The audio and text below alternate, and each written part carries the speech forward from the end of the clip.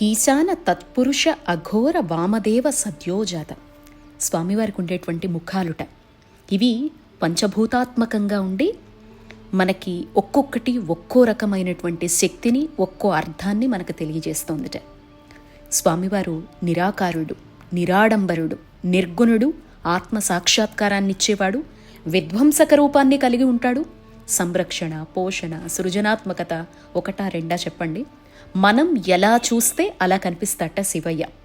మన మనస్సులో ఏ భావంతో అయితే ఆయన్ని పూజిస్తామో అదే భావనతో మనకి ఫలితాన్ని కూడా ఇస్తాట. మన మనసుకి ఏం కావాలో అలాగే కనిపిస్తాట. ఇంతకీ నువ్వేం చెప్పదలుచుకున్నావమ్మా అని అడిగితే గనక ఆ విషయం దగ్గరికి వస్తున్నాను. రీసెంట్గా మహాశివరాత్రి సందర్భంగా నేను తెలంగాణ రాష్ట్రంలో సిద్దిపేట జిల్లా దొమ్మాట గాజులపల్లి దగ్గర కొలువై ఉన్నటువంటి మహా కైలాసేశ్వర స్వామివారి దేవాలయానికి వెళ్ళాను. అదే మీరు ఇక్కడ చూస్తున్నటువంటి స్వామివారి రూపం. ఈ ఆలయం ఎక్కడుంది అనేటువంటి డీటెయిల్స్ కూడా ఎవరికీ పెట్టలేదండి. బట్ ఒక చిన్న ఇంట్రడక్షన్ ఇస్తాను. స్పెషల్గా మరొక రీల్ కానీ వీడియో కానీ పోస్ట్ చేస్తాను. ఈ ఆలయం ఏంటంటే జీర్ణోద్ధరణ జరుపుకుంటున్నటువంటి పునర్నిర్మాణం జరుగుతున్న దేవాలయం. 700 ఏళ్ల క్రితం ఒక పురాతన దేవాలయం ఉండేది. బావిలో శివలింగాన్ని వేసేశారు. మా గురువు గారు, దేవి ఉపాసకులు, జ్యోతిష్య వాస్తుశాస్త్ర పండితులు, శ్రీ చాముండేశ్వరి గురుదత్తపీఠం వ్యవస్థాపకులు అన్నయ్య అయినటువంటి బ్రహ్మశ్రీ కొడకండ్ల శ్రీరామ్ శరణ్ శర్మ గురూజీ గారి ఆధ్వర్యంలో ఈ ఆలయ నిర్మాణం అనేది జరుగుతోందనమాట. ఇది ఏ విధంగా బయటపడింది అనే దానికి కూడా ఒక సాక్షాత్కారం ఉందండి. అవన్నీ చిన్న చిన్న క్లిప్స్ రూపంలో పెడతాను. ఇప్పుడు మీకు ఈ విషయాన్ని ప్రస్తావించడానికి ప్రధాన కారణం ఏంటంటే, నేను ఆ దేవాలయానికి పునర్నిర్మాణం జరుపుకుంటున్న జీర్ణోద్ధరణ దశలో ఉన్నటువంటి దేవాలయంకి మొన్న శివరాత్రి సందర్భంగా వెళ్ళానమాట. మొట్టమొదటిసారి గత 3 ఏళ్లుగా ఆలయం ఎప్పుడైతే బయటపడిందో, పునర్నిర్మాణానికి సంకల్పించారో అప్పటి నుంచి కూడా నాకు వెళ్ళటం కుదరలేదన్నమాట. బట్ గురువుగారి పేజ్ ఎవరైనా చూస్తే గనక అభిషేకాదులు కావచ్చు, వారు చేసే ఆధ్యాత్మిక క్రతువులు, సేవా కార్యక్రమాలు ప్రతిదీ కూడా ఫాలో అయ్యేటువంటి భక్తులు చాలామంది ఉన్నారు. అసలు విషయం ఏంటంటే, ఈ వీడియో చూసిన తర్వాత, అంటే శివరాత్రి తర్వాత నేను కొన్ని షార్ట్స్ రూపంలో పెట్టాను. ఇప్పటికీ మోస్ట్ ట్రెండింగ్లో ఉన్నాయన్నమాట. ఇంటర్నేషనల్ లెవెల్లో వెళ్తోందనమాట. అది నేషనల్ లెవెల్లో కూడా అనమాట. ఇప్పటికీ వారి పేజ్లో అయితే 70 లక్షలకు పైగా చూశారు. నా పేజ్లో అయితే 40 లక్షలకి దగ్గర ఉందన్నమాట. అంతమంది చూస్తున్నారు. కామెంట్ బాక్స్ కూడా ఆఫ్ చేశాను.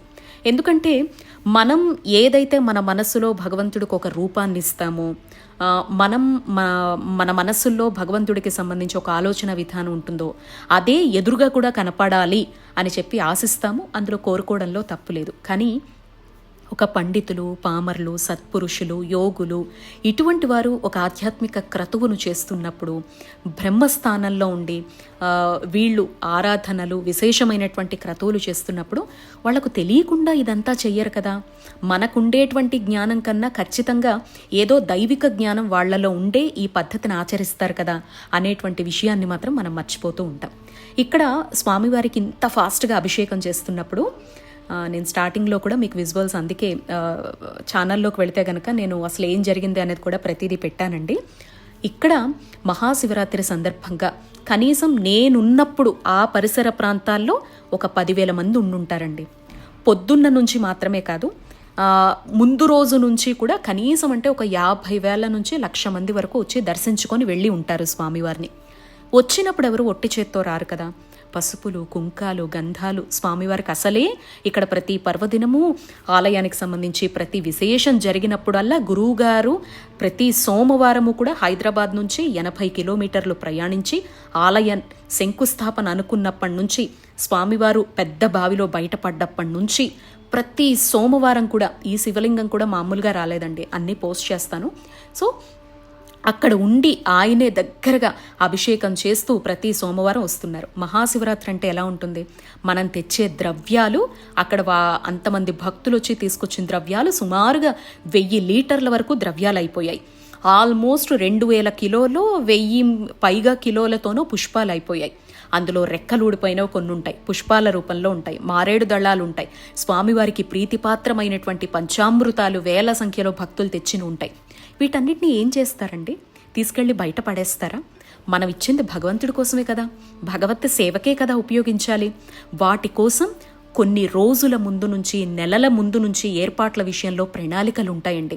1 రోజు 2 రోజుల ముందు నుంచి నిద్ర మానుకొని ప్రతి భక్తుడు తెచ్చే ఒక్క మారేడు దళానికి కూడా, ఒక్క పాల ప్యాకెట్కి కూడా, లేదా గుప్పెడు విభూతికి కూడా ప్రాధాన్యత భక్తులు ఎంత ప్రేమతో తీసుకొస్తారో అక్కడ ఉండే ఆలయ కమిటీలైనా, ఆలయ నిర్వాహకులైనా, ఇక్కడ ఈ టెంపుల్ గురించే నేను చెప్పట్లేదండి, ఎక్కడైనా సోషల్ ప్లాట్ఫామ్స్ ప్రభావం ఇప్పుడు ఎక్కువగా ఉంది. కాబట్టి మనం చూసేటువంటి 30 సెకండ్లు 50 సెకండ్ల వీడియో, 1 నిమిషం వీడియో చూసేసి వీళ్ళేంటి ఇలాంటి పద్ధతి అవలంబిస్తున్నారు అనేటువంటి కామెంట్స్ చేయడం ఫస్ట్ మనం మానుకోవాలండి. ఎందుకంటే దాని వెనక ఏం జరుగుతోంది, దీని వెనుకుండే కథ ఏంటి, అక్కడ ఏంటి పరిస్థితులు అనేది మనకు తెలియదు. వెంటనే మన మనసుకు అది చూడంగానే, సపోజ్ ఇప్పుడు మీ స్థానంలో నేనున్నా కూడా ఒక రీల్ ఏదన్నా చూశాను అనుకోండి, అదేంటి స్వామివారికి అసలు ఊపిరే ఆడట్లేదు, తొందరగా వేసేస్తున్నారు, వెంటనే పాలేస్తున్నారు, నీళ్ళు వేస్తున్నారు, ద్రవ్యాలు వేసేస్తున్నారు, అసలు ఆయనకు ఊపిరి ఆడద్దా, అలా తీసుకొచ్చి అన్నన్ని వేసేస్తున్నారు, ఆయన బరువు ఎలా మోస్తారు అనేది మన భక్త హృదయం. కానీ ఆయన ఆస్వాదిస్తాడండి. ఏ రూపంలో? మనం స్టార్టింగ్లో అనుకున్నాం కదా, ఆయనకుండే వివిధ రూపాల్లో ఆ ఘోర రూపంలో స్వామివారు స్వయంగా ఆస్వాదించేటువంటి రుద్ర సహిత అఘోర అభిషేకం అనమాట ఇది. నరుద్రో రుద్రమచ్చయేత్, రుద్రుడిగా మారితేనే రుద్రాభిషేకం చెయ్యగలుగుతారు అనేది అందరికీ అర్థమయ్యేలా నేను చెప్తున్నటువంటి మాట. రుద్రాభిషేకం చేసేటప్పుడు ఫస్ట్ వాళ్ళు రుద్రుడిగా మారతారు. ఇదొక్కటే కాదండి, మనకి దైవానికి సంబంధించి అర్చకులు ఎవరైతే ఉంటారో, పండితులు ఎవరైతే ఉంటారో, బ్రహ్మస్థానంలో ఎవరైతే ఉంటారో వాళ్ళు ఫస్ట్ భగవంతుడిగా మారతారనమాట. అప్పుడే భగవంతుడికి భక్తుడిచ్చేటువంటి నివేదనను చేర్చగలుగుతారు. మన కోరికలు, మన సంకల్పాలు ఇవన్నీ మన మంత్రోచ్చరణతో, విధానాలతో, పద్ధతులతో మనం చేయలేం కదా, వాళ్లే సంధానకర్తలు. నేను ఇక్కడ ప్రత్యక్ష నిదర్శనంగా మీకు ఒక్క విషయం చూపిస్తానండి. ఇక్కడ గురువుగారు, నేను అక్కడ ప్రత్యక్షంగా చూశాను. 10:50కో 10:45కో కళ్యాణం కంప్లీట్ అయిందండి. వెంటనే అభిషేకం దగ్గరకు వచ్చేసారనమాట. అప్పటికే పొద్దున్న నుంచి పచ్చి మంచినీరు కూడా ముట్టుకోకుండా దీక్షలో ఉంటారనమాట. ఎందుకంటే మార్నింగ్ నుంచి కూడా మనకు అక్కడ చూస్తే విశేషంగా ఆధ్యాత్మిక క్రతువులు జరిగాయి. స్వామివారి అభిషేకం కావచ్చు, అక్కడ వేసినటువంటి మంటపాలు కావచ్చు, పొద్దున్న నుంచి ఒక్క నిమిషం కూడా ఖాళీ లేకుండా నిరంతరాయంగా స్వామికి జరుగుతున్నటువంటి అభిషేకాది క్రతువులు కావచ్చు, నేను లైవ్ ద్వారా కూడా చూడడం జరిగిందనమాట. సో నేను 3 గంటల నుంచి వస్తున్నప్పుడే ఆయన ఎంత నిరంతరాయంగా అక్కడ ఆధ్యాత్మిక క్రతువుల్లో ఉన్నారు. కళ్యాణంకి ముందు అభిషేకము, దానికి ముందు వచ్చేటువంటి గెస్ట్లను చూసుకోవడము, ఆ తర్వాత వచ్చే ప్రతి భక్తుల చేత స్వామివారి మీద ద్రవ్యాలు వేయించడము, ఇంకా లింగోద్భవ సమయంలో జరుగుతున్నటువంటి అభిషేకం అనమాట. 10:50కో 10:45కో రాత్రి స్టార్ట్ అయితే 2 గంటల వరకు నిరంతరాయంగా సాగింది. 108కి పైగా బిందెలతో నీళ్లు వేయడం, ద్రవ్యాలు వేయడం నేను చూశాను. 1008కి పైగా కిలోలతో పుష్పాలను వేయడం చూశానన్నమాట. నిజంగా మనలో రుద్రుడు కావచ్చు, అంటే వారిలో బ్రహ్మగారి లోపల భగవంతుడు అనేవాడు లేకపోతే సామాన్యులకి మనకు సాధ్యమా అండి? మనం ఇన్ని బిందెలు ఎత్తగలుగుతామా? ఇంత అభిషేకాలు, ఇన్ని ద్రవ్యాలు చేయగలుగుతామా? ఎందుకు చెయ్యాలి అని అడిగితే మళ్ళీ మీకు అదే చెప్తున్నానండి. ఇవి భక్తులు తెచ్చినవి, స్వామివారికి సమర్పించాలి. ఒక అఘోర రూపంలో ఉండేటువంటి స్వామివారికి ఇష్టమైనటువంటి ఒక విధానంలో చెప్పబడ్డటువంటి అభిషేకం అనమాట. అక్కడ చుట్టూ రుద్రనామాలతో, నమక చమక సహితంగా రుద్ర పారాయణలతో చుట్టూ పండితులు నిలబడి వాళ్ళు పారాయణ చేస్తూ ఉంటే ఆ అద్భుతంగా జరుగుతున్నటువంటి ఆధ్యాత్మిక క్రతువును ఎక్కడ పెడితే అక్కడ మనం నిర్వహించలేం కదా. ఇంత వేల మంది భక్తుల మధ్య ఎవరైనా నిర్వహించినప్పుడు చూసి తరించాలి. ఆహా శివయ్య, నీ మరొక రూపంలో ఉండేటువంటి అభిషేకాన్ని మహాశివరాత్రి పర్వదినం సందర్భంగా మాకు చూసే అదృష్టాన్ని ఇచ్చావు అని చూసి పొంగిపోవాల్సింది పోయి, చాలామంది మన మనసులో ఉన్నట్టే ఎదురుగా దృశ్య రూపం ఉండాలి అనేది మనం కాంక్షించి అనవసరంగా కామెంట్స్ చేసి పాపాన్ని మూటగట్టుకుంటూ ఉంటాం. కాబట్టి ఎవరైనా ఏదైనా చేసేటప్పుడు వాళ్లకు తెలియదా చుట్టూ ఇన్ని వేల మంది ఉన్నారు, వాళ్ళంతా అంత లీనమై చూస్తున్నారు, కానీ మనం మాత్రము చూసే 30 సెకండ్లు 1 మినిట్ వీడియోకి ఇన్ని కామెంట్స్ పెట్టేస్తున్నాము అనేటువంటి ఆలోచన విధానం ప్రతి ఒక్కరిలోనూ రావాలండి. సో అందుకే మీకు క్లారిటీ ఇవ్వడం కోసం అని చెప్పేసి ఈ వీడియో చేశానన్నమాట. ఇదొక్కటే కాదండి, దీనికి 2 రోజుల ముందరే మీలో ఎవరైనా గురువుగారి పేజ్ ఫాలో అయ్యే వాళ్ళు ఉంటే గనక కాకినాడలో కొన్ని లక్షల మంది భక్తుల మధ్య అతి పెద్ద ఆధ్యాత్మిక క్రతువు చేసి వితిన్ 2 days గ్యాప్లోనే ఇక్కడ ఇంతటి పెద్ద అభిషేకాన్ని నిర్వహించడం జరిగిందనమాట. ఖచ్చితంగా పండితులు, పామర్లు, మన చుట్టూ ఉండేటువంటి అర్చకులు లేదా ఈ విధంగా బ్రహ్మస్థానంలో ఉండేటువంటి మహాగురువులు నిర్వహించేటువంటి ఆధ్యాత్మిక క్రతువుల వెనక భక్తుల సంక్షేమం మాత్రమే ఉంటుందన్నమాట. ఇటువంటి జీర్ణోద్ధరణ జరుగుతున్నటువంటి దేవాలయంలో ఇంకా పూర్తిగా ఆలయం కట్టకముందే ఉపాలయంలో ఇంత బాగా, బాలాలయంలో ఇంత బాగా మనకి ఆధ్యాత్మిక క్రతువులు జరుగుతున్నాయి అంటే ఇంకా ఆలయం కట్టిన తర్వాత ఆ చుట్టుపక్కల ప్రాంతాల వాళ్ళు కావచ్చు, మన తెలుగు నేలపై ఇటువంటి విశేష క్రతువుల వల్ల మనం ఎంత భగవంతుడి కృపకు పాత్రులమవుతాము, ఎంత మన ప్రాంతాలు, మన భూమి, మన చుట్టూ ఉండేటువంటివి అన్నీ కూడా సుభిక్షంగా మారతాయి, మన జీవితాలు ఎంత బాగుంటాయి అనేది అర్థం చేసుకునేటువంటి ప్రయత్నం చేయాలని ఈ వీడియో మీ అందరికీ చూపించడం జరిగిందనమాట. కాబట్టి ఇదొక్కటే కాదండి, ఎప్పుడైనా ఎక్కడైనా ఏదైనా ఒక ఆధ్యాత్మిక క్రతువు జరుగుతున్నప్పుడు మీరు ప్రత్యక్షంగా ఉంటే పర్వాలేదు, లేదా 1 మినిట్ 30 మినిట్స్లో దయచేసి జడ్జ్ చేయకండి. వెంటనే అరే ఏంటి ఇలా జరుగుతోంది అలా జరుగుతోందని కామెంట్స్ పెట్టేసి ముఖ్యంగా దేవుడికి సంబంధించి కర్మల్ని, దోషాల్ని మాత్రం మూటగట్టుకోకండి. దాని వెనుక అవిరళ కృషి ఉంటుంది, సాధన ఉంటుంది, ఎన్నో పద్ధతులు అవలంబిస్తారు. ఒక్క చిన్న ఎగ్జాంపుల్ చెప్తానండి. ఇక్కడ పైన నేను చూసిన వింత అనమాట. అక్కడ ఈ గుమ్మడికాయ వివిధ రకాల రూపాల్లో కూష్మాండ దీపాలని చెప్పి ఆ రోజు వెలిగించడం, స్వామివారికి సంబంధించిన విశేష ఆధ్యాత్మిక సింబల్స్ ఏవైతే ఉంటాయో వాటన్నిటినీ ఆ రూపంలో కట్ చేసి వెలిగిస్తున్నారు కదా. ఆ మంట ఆ పైన చిలకల్లాగా ఉన్నాయి చూడండి, వేలాడదీశారు కదా అలంకారము, వాటికి డైరెక్ట్గా వెళ్ళి తగులుతోందండి. అవి మొత్తం కూడా మనకి ఈ గడ్డి పరకలతో ఉంటాయి కదా, సో అంటే మనం ఇలా తగల్చగానే తాటి రేకులు అనమాట, వెంటనే అంటుకునేటువంటి స్వభావం కలిగినవి అవన్నీ. కానీ అదేంటి ఇంత పెద్ద మంటలు పెడుతున్నారు, 365 ఒత్తులతో కాగడా దీపాలు వెలిగించారు, 1,000,000 వత్తుల దీపం వెలిగించారు, 1,00,000 వత్తుల దీపం. ఆ చిన్న బాలాలయంలోనే ఎంత స్పేస్ ఉందో ప్రెజెంట్ అంత దాంట్లోనే అందరూ నిలబడి చూస్తున్నారు చూసారా. అసలు అది అంటుకునేటువంటి స్వభావం అండి, మన తలకే తగులుతోంది, చేతికి తగులుతోంది, గమనిస్తున్నారా.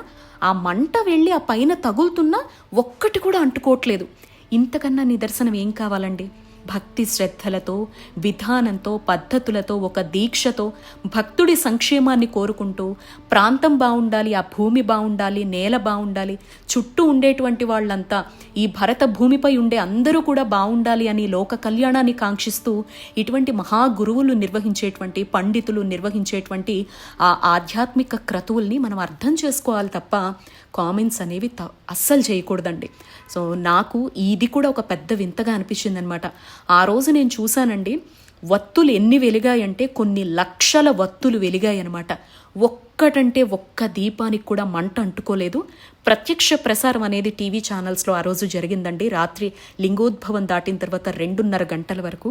ఇదేనండి భగవంతుడు మనం చేసేటువంటి ఆధ్యాత్మిక క్రతువుల్ని ఏ రూపంలో అయినా స్వీకరిస్తాడు. మనం ఎలా చేసినా కూడా భక్తిని మాత్రం ఆయన స్వీకరిస్తాడు, తన నిదర్శనాల్ని చూపుతాడు అనేందుకు ప్రత్యక్ష ఉదాహరణగా అనిపించిందనమాట. అందుకే ఎందుకో మీ అందరికీ చెప్పాలనిపించింది. ఎప్పుడైనా మనం ఈ కైలాసపురానికి వెళ్ళినప్పుడు సిద్దిపేటలో దొమ్మాట గాజులపల్లి దగ్గర జీర్ణోద్ధరణ జరుపుకుంటున్నటువంటి దేవాలయం అండి.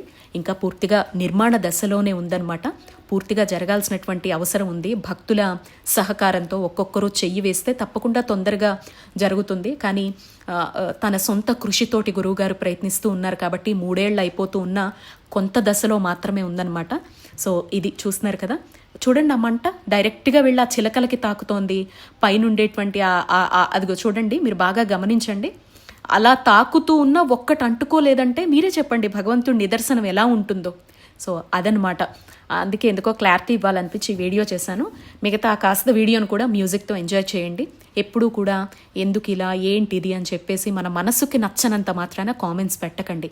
ఇది కూడా ఒక ఆధ్యాత్మిక క్రతువే, ఇది కూడా ఒక విధానమే అని తప్పకుండా మనసుకి తీసుకొని ఆస్వాదించండి.